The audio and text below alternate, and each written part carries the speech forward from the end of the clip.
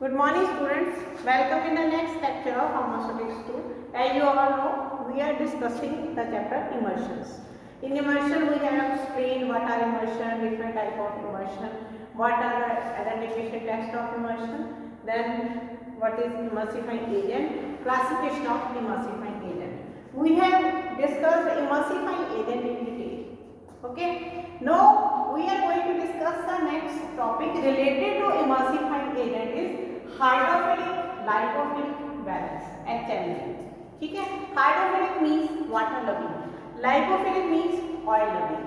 तो जितने भी आपने नॉन आयनिक जो सरफेक्टेंट्स पढ़े हैं, नॉन आयनिक इमल्सिफाइंग एजेंट्स पढ़े हैं, उनके अंदर ये दोनों खासियत होती हैं. वो वाटर लविंग भी होते हैं और ऑयल लविंग भी होते हैं. बट उनका जो सॉल्युबिलिटी बिहेवियर है, मतलब किसी में ये टेंडेंसी होती है कि वो वाटर के अंदर ज़्यादा डिजॉल्व होता है, किसी में ये टेंडेंसी होती है कि वो ऑयल के अंदर ज़्यादा डिजॉल्व होता है. तो उनका ये जो बिहेवियर है उसको स्टडी किया साइंटिस्ट ने ग्रिफिन इन 1954. और उन्होंने एक स्केल दी. जैसे आप लोगों ने पीएच स्केल पढ़ी है, पीएच पढ़ी ना आपने, 1 to 14 पढ़ी है. 7 आपका न्यूट्रल है, 1 to 7 आपका एसिडिक है और 7 to 14 आपका एल्कलाइन है. ठीक है, बिल्कुल उसी तरीके से उन्होंने एक स्केल बनाई और HLB बैलेंस उसको बोला जाता है, हाइड्रोफिलिक लाइपोफिलिक बैलेंस. और वो जो स्केल है उसकी रेंज है वैल्यूज की 1 to 40 तक वो स्केल बनाई गई थी. ठीक है, और ये जो स्केल क्या रिप्रेजेंट करती है, वो जो नॉन आयनिक आपके जो एमल्सिफाइंग एजेंट्स हैं उनकी जो प्रॉपर्टी, वो ऑयल के अंदर कैसे डिजॉल्व होते हैं, वाटर के अंदर कैसे डिजॉल्व होते हैं. यहाँ पे इन जनरल क्या है कि अगर रेंज जो है स्केल के ऊपर 7 से 20 है तो आपकी जो इमल्शंस बनती है वो O/W टाइप इमल्शन बनती है. यानी इमल्सिफाइंग एजेंट के अंदर हाइड्रोफिलिक कैरेक्टर है, वो वाटर के साथ इजीली मिक्स हो रहा है.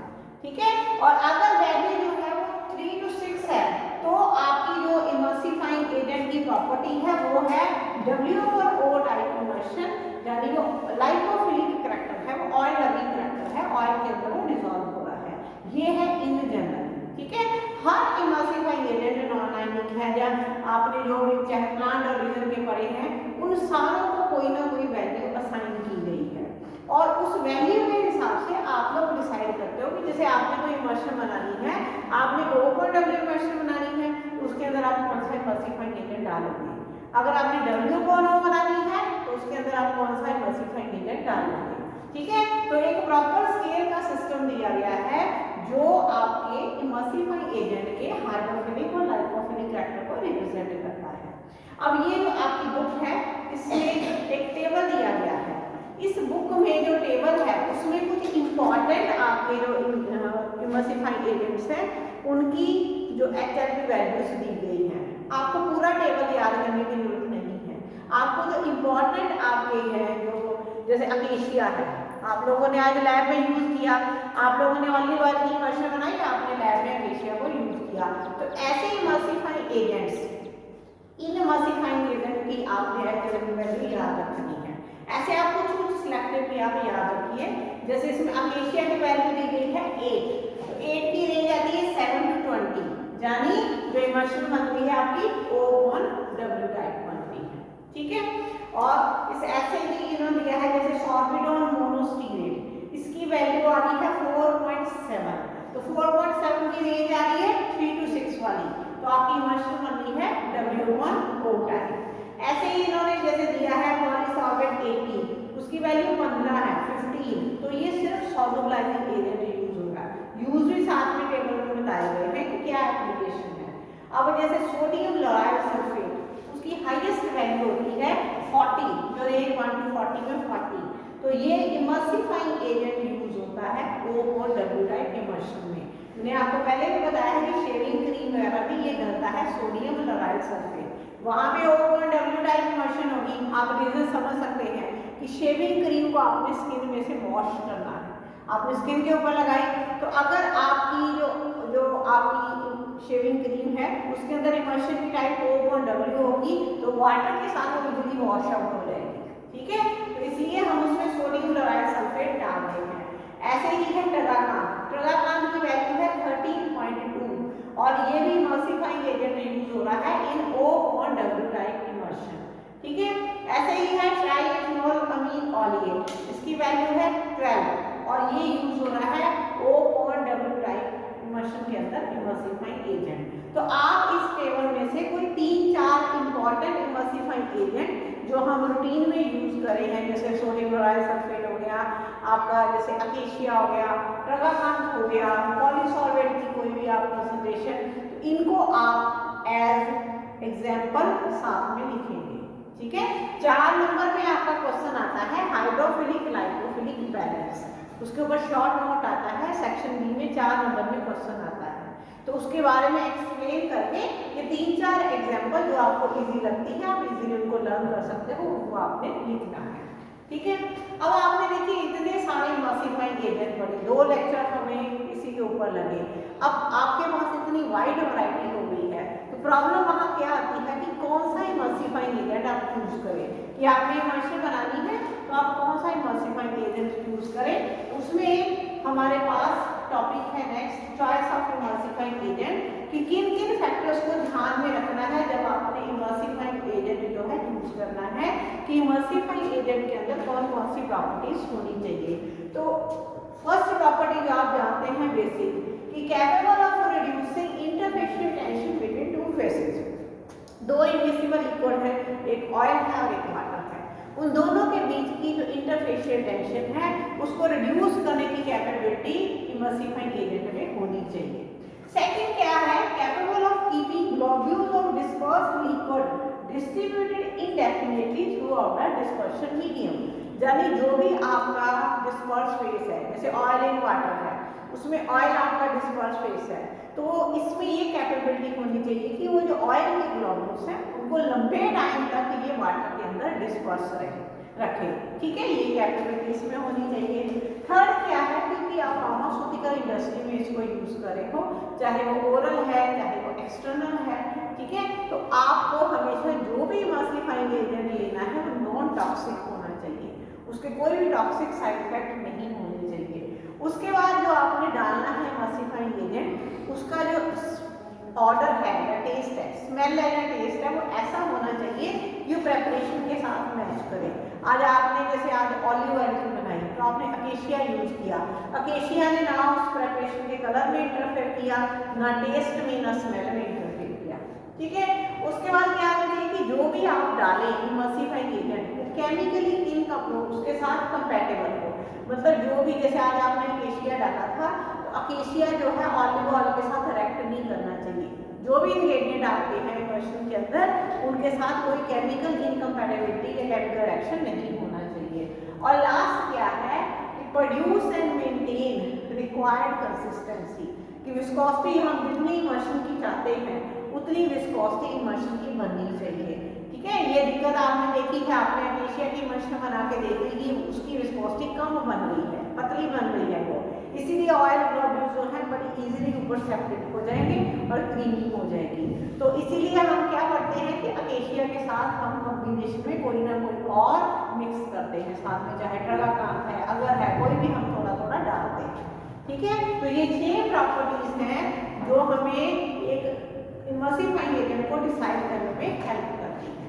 अब आपका एक नेक्स्ट इंपॉर्टेंट क्वेश्चन आ रहा है कि प्रेपरेशन ऑफ इमर्शन, इमर्शन आपने कैसे बनानी है, उसके जो मेथड्स हैं, 3 मेथड है इसके लिए। First is wet gum method, second is dry gum method, then is water method. अब ये जो मेथड्स हैं, इन मेथड्स में आप दोनों तरह के ऑयल्स यूज करते हो, फिक्स्ड ऑयल भी यूज करते हो, वॉलेटाइल ऑयल भी यूज करते हो। फिक्स्ड ऑयल जैसे आप यूज करते हो कैस्टर ऑयल हो गया, ऑलिव ऑयल हो गया, लिक्विड पैराफिन हो गई, आपकी एलमंड ऑयल हो गया जो बादाम लोगों होता है, ठीक है, कॉड लिवर ऑयल हो गया, शार्क लिवर ऑयल हो गया, ये तो हो गए फिक्स्ड ऑयल।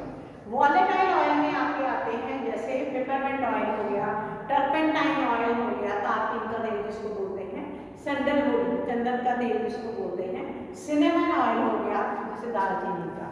ठीक है, ये अलग अलग जो है ये वॉलेटाइल ऑयल है। अब जब आपने ये जो ऑयल्स यूज करने हैं अलग अलग वैरायटी के, तो पहले तो आपको प्रेफर पता होना चाहिए कौन सा ऑयल आप यूज करें हैं।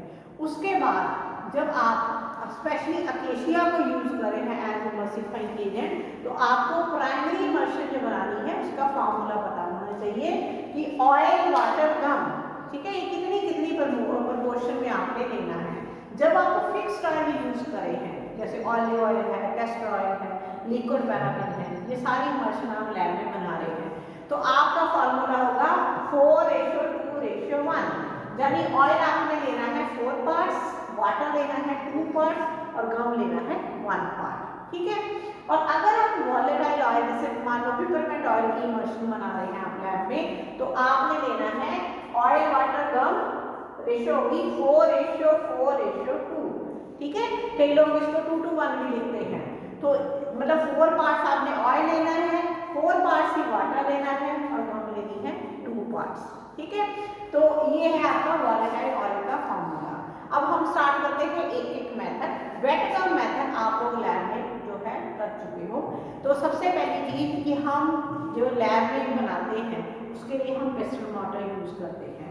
पेस्टल मॉर्टर आपने हमेशा पोर्सलिन का यूज करना है। जो ग्लास वाला पेस्टल मॉर्टर होता है वो प्रॉपर डिटोरेशन के लिए शेयर फोर्स प्रोवाइड नहीं कर पाता है, तो हमने पोर्सलिन का पेस्टल मॉर्टर यूज करना है। तो जैसे हम मान लीजिए वेट गम मेथड से बना रहे हैं, तो मैंने आपको लैब में भी बताया था, अभी भी बता रही हूँ कि बहुत सिंपल है, आपके लिए याद रखना। वेट मीन्स गीला करना, तो हमने गम को पहले गीला करना है वाटर के साथ, ठीक है। विदाउट एनी कंफ्यूजन आप ऐसे इसको लर्न करिए कि हमने पेस्टल मॉर्टर को वॉश किया, ड्राई किया, उसके अंदर हमने जो 1 पार्ट हम अकेशिया लिया, ठीक है, उसको ट्रिचुरेट किया। फिर उसके अंदर हमने जो 2 पार्ट वाटर के थे वो थोड़ी थोड़ी क्वांटिटी में डाल के उसको अच्छे से ट्रिचुरेट किया, आपका बन गया म्यूसिलेज, ठीक है। तो उस म्यूसिलेज को फिर आपने उस म्यूसिलेज के अंदर ऑयल के 4 पार्ट्स आपने थोड़ा थोड़ा करके डाले और ट्रिचुरेट किया, और आप तब तक ट्रिचुरेट करते गए जब तक आपको क्लिकिंग साउंड नहीं सुनाई देती। जब क्लिकिंग साउंड आ जाएगी तो वो इंडिकेशन होगी कि आपकी प्राइमरी इमल्शन बन चुकी है, ठीक है। फिर ये जो प्राइमरी इमल्शन है इसको आपने रिमेनिंग अमाउंट ऑफ व्हीकल के साथ डाइल्यूट करना है। और अगर मान लीजिए कोई ऐसे सॉल्युबल इंग्रेडिएंट है, मान लीजिए कोई स्वीटनर है, कोई फ्लेवर है, कोई कलर है, वो आपने बाकी के जो बचे हुए व्हीकल है उसके अंदर डिजॉल्व करना है, वो पहले नहीं डालना है। प्राइमरी इमल्शन बनने के बाद जो बचा हुआ व्हीकल होगा उसके अंदर वो इंग्रेडिएंट सॉल्युबल इंग्रेडिएंट आपने डाल के फिर आपने जो वॉल्यूम है वो पूरा कर देना है। तो इस तरीके से बनेगी आपकी emulsion by wet gum method, ठीक है। ये आप लैब में परफॉर्म कर चुके हो। अब आ रहा है आपका dry gum method. Dry gum method में क्या है कि वही आपने पेस्टल मॉर्टर लेना है और उसको वॉश करना है, ड्राई करना है।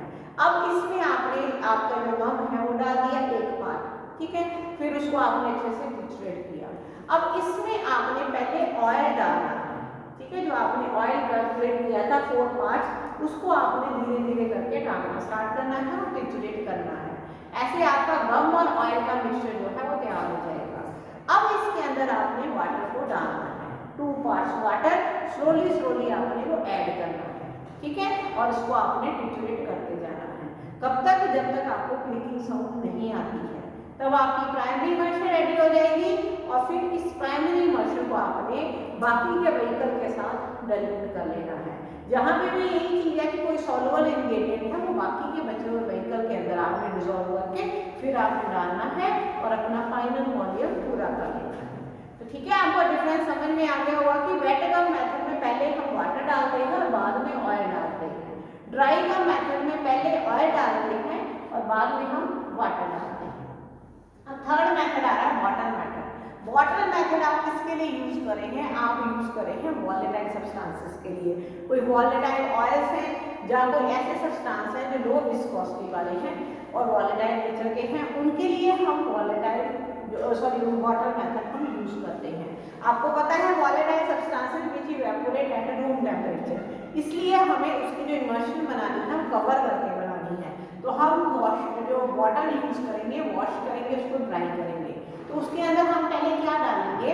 आप देखिए यहाँ पे गम की अमाउंट ज़्यादा है क्योंकि जो आपका वॉलेटाइल ऑयल होता है उसकी विस्कोसिटी कम होती है और वो इवेपोरेट भी जल्दी होता है, तो इससे हमें गम की जो अमाउंट है डबल रखनी पड़ती है as compare to fixed oil, ठीक है।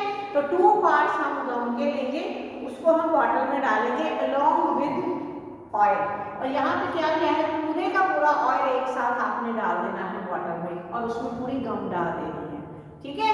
गम 2 पार्ट्स 4 पार्ट्स ऑयल आपने बॉटल के अंदर डाल के बॉटल को बंद करना है, बॉटल को बहुत अच्छे से शेक करना है। जैसे ट्रिचुरेशन में आप काफ़ी पावर लगाते हैं, यहाँ शेकिंग में आपको बहुत ज़्यादा पावर लगनी है। और जब आप अच्छे से शेक करेंगे तो आपका ये जो ऑयल है वाटर के साथ मिक्सिबल हो जाएगा, सॉरी गम जो है वो ऑयल के साथ मिक्सिबल हो जाएगा, एक मिक्सचर तैयार हो जाएगा।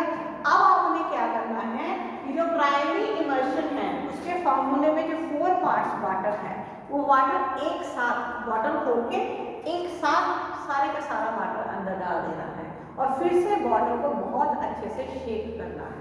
जब आप अच्छे से शेक करेंगे तो आपकी इमर्शन जो है रेडी हो जाएगी। ठीक है, अब क्या करना है, अब आपने वॉल्यूम पूरा करना है। तो वॉल्यूम पूरा करने के लिए थोड़ी थोड़ी अमाउंट में वाटर अंदर डालते हैं और पूरा आप वॉल्यूम उसका पूरा कर दीजिए। ठीक है, तो बॉटल मेथड में पहले आपने बॉटल में सारे का सारा ऑयल और सारे का सारा गम according to primary immersion formula सारा एक साथ डाल देना है और अच्छे से शेक करना है, मिक्स करना है। जब आपने उसका मिक्सचर अच्छे से रेडी हो जाएगा फिर सारे का सारा ऑयल जो है आपने उसके अंदर डाल के वो भी अच्छे से शेक कर लेना है, वो अच्छे से रेडी हो जाएगा। और फाइनली फिर क्या करना है कि उसका वॉल्यूम जब पूरा करना है, थोड़ी थोड़ी अमाउंट में वाटर डाल के आपने वॉल्यूम जो है पूरा कर लेना है। अब इन मेथड से जो आपकी इमर्शन बनती है वो प्योरली वाइट नहीं होती है, वो नियरली वाइट होती है। क्यों? क्योंकि थोड़ा बहुत ग्लोबुलस का साइज बना रह जाता है। तो इस इमर्शन को प्योरली वाइट बनाने के लिए, परफेक्ट इमर्शन बनाने के लिए आप क्या करते हैं, उसको होमोजेनाइजर से पास करते हैं। फर्स्ट ईयर में आपने अलग अलग टाइप के होमोजेनाइजर पढ़े थे, तो मान लीजिए हैंड होमोजेनाइजर भी हम यूज कर रहे हैं। तो इमर्शन को बना के आप होमोजेनाइजर के प्रॉपर वे से पास करिए और साथ में हैंडल को प्रेस करते रहिए। तो आपको पता ही है उसमें नैरो ऑरिफाइस होता है और इनलेट वेल्व से उस नैरो ऑरिफाइस अपर्चर छेद में से जब इमर्शन का ग्लोब्यूल निकलता है तो लार्ज ग्लोब्यूल जो है वो स्मॉल ग्लोब्यूल में ब्रेक हो जाता है। तो उससे आपको बिल्कुल फाइन इमर्शन मिल जाती है जिसका कलर प्योरली वाइट होता है। ठीक है, तो ये 3 मेथड है। एडिशनल मेथड यही है कि आप उसको इमर्शन को बना के होमोजेनाइजर से पास करिए। तो ये है आपका टॉपिक प्रेपरेशन ऑफ इमर्शन। अगर आपको 8 नंबर में या 16 मार्क्स में फुल क्वेश्चन आता है तो तीनों मेथड आपने फुल एक्सप्लेन करने हैं। Thank you.